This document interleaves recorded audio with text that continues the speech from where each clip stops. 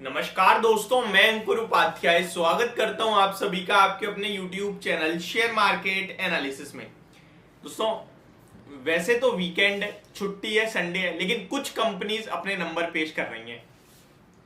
इनमें से एक कंपनी के बारे में आप सभी के साथ बात करने वाला हूं जिसके नंबर्स ने ये कर क्या दिया है समझ में नहीं आ रहा है।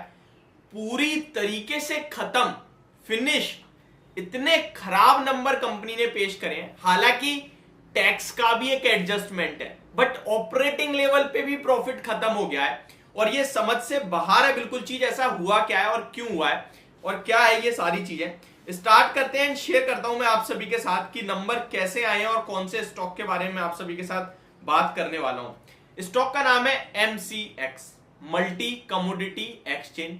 ये स्टॉक ऑलरेडी काफी लंबे समय से एक अंडर परफॉर्मेंस दिखा रहा है।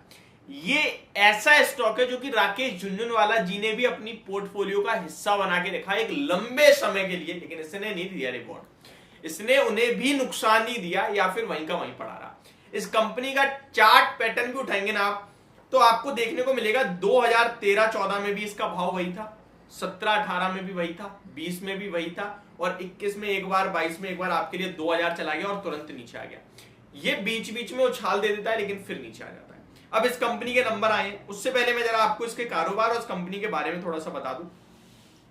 कंपनी का कारोबार है, नाम में ही समझ में आ रहा है, मल्टी कमोडिटी एक्सचेंज। जैसे BSE है, बॉम्बे स्टॉक एक्सचेंज, NSE है, नेशनल स्टॉक एक्सचेंज, ऐसे ये कमोडिटी का एक्सचेंज है। ठीक है, अब इसके लिए कभी अच्छी खबर कभी खराब खबर आती रहती है, बट प्रॉब्लम चल रही है दो। पहली, लोगों का कमोडिटी में इंटरेस्ट कम हो रहा है, लोगों के कमोडिटी में वॉल्यूम्स कम हो रहे हैं, जिसकी वजह से इनका कारोबार भी कम हो रहा है। अब इस कंपनी के बारे में बताऊं तो देखिए 1351 पे क्लोजिंग दी है, 3 महीने के लोअर लेवल्स पे। 6 महीने की बात करूं तो भी लोअर लेवल्स पे। 1 साल की बात करूं तो मिडल में, ऊपर गया था 1700, नीचे गया था 1100 और स्टॉक खड़ा है अभी 1350। 5 साल की बात करूं तब भी यही लेवल है, नीचे 1200, अभी खड़ा है 1350, ऊपर गया था एक बार 2100, फर्स्ट टाइम गया था ये 2000 के पास, जो कि 2022 से पहले गया था, जैसे कि मैंने भी आपको बताया। 10 साल का बताऊं आपको तो इस स्टॉक ने 2015 में भी 1200 का लेवल दिखाया हुआ है। इनफैक्ट 2015 में ही नहीं, केवल अगर इस कंपनी की बात करूं तो 2012 में भी 1100 था और 2012 के एंड में 1600 का था। वहां से आज तक कुछ भी नहीं करा। हालांकि 2012 में 1600 लगाने का स्टॉक नीचे में आया था एक बार 350 पे।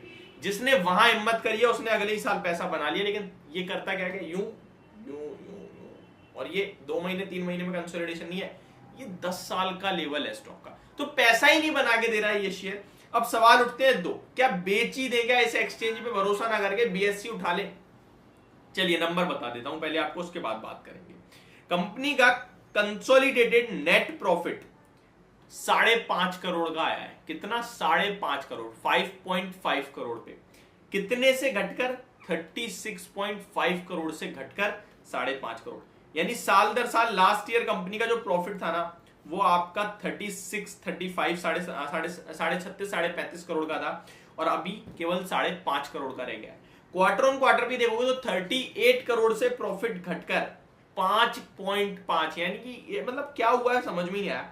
हालांकि टैक्स देखोगे आप तो लास्ट क्वार्टर 18.5% था और अभी 61% है, तो ये डेफिनेटली है। चलो तो हम यहाँ पे मान भी लेते हैं इसकी वजह से प्रॉफिट घट गया है, पर इतना नहीं घटना चाहिए था। अगर मैं ऑपरेटिंग कामकाजी लेवल पे देखूं ना, तो ऑपरेटिंग भी खत्म, माइनस में आ गया है ऑपरेटिंग तो। और एबिटा देखूं तो एबिटा 2 करोड़ पे आया है, 53 करोड़ से घटकर 2 करोड़ पे। तो ये क्या दर्शा रहा है, समझ से बाहर है। एबिटा मार्जिन 50% से घटकर 1.5%, 1.55।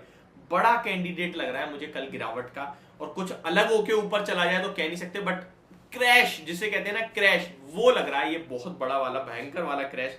तो नंबर्स बेहद खराब आए हैं। अर्निंग पर शेयर 7.61 से घटकर 1 रुपए का रह गया है quarter on quarter, and year on year basis पे बात करें तो 7 रुपीज से घटकर 1 रुपीज का रह गया है। तो अर्निंग पर शेयर भी बहुत हैवीली घटता हुआ दिखा है। स्टॉक की बात करें तो कंपाउंडेड प्रॉफिट ग्रोथ 3 साल की -6% है, 5 साल की 14% है और 10 साल की -6% है। TTM बेसिस पे 30% दिख रही है। स्टॉक का प्राइस 1 साल में 4% बढ़ा है, जो कि अपने प्रॉफिट से काफी कम है। लेकिन अगर आप ब्रॉडर व्यू देखोगे ना, 10 साल में प्रॉफिट ग्रोथ 6% माइनस है और स्टॉक का प्राइस 4% ऊपर है। ये हाल है इस कंपनी का।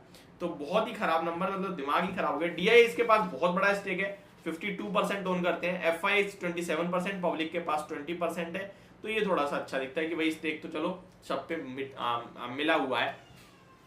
क्या करें, नंबर्स के बाद करेक्शन हो जाए बड़ी अच्छी खासी तो फिर ले सकते हैं, क्योंकि देखिए एक तरीके से ये भी मोनोपोली है। 1100 1150 मिलेगा तो ठीक है, नीचे आके ऊपर भी आता है, बट ऊपर में कुछ नहीं करना है स्टॉक को, मतलब पैसा नहीं बना रहा, लॉन्ग टर्म के लिए छोड़ देना ही एक बेटर ऑप्शन है। तो ये मेरी तरफ से आपके लिए एमसीएक्स पे वीडियो, होप आपको समझ और पसंद दोनों आई होगी। Thank you so much for watching this video, have a great day guys.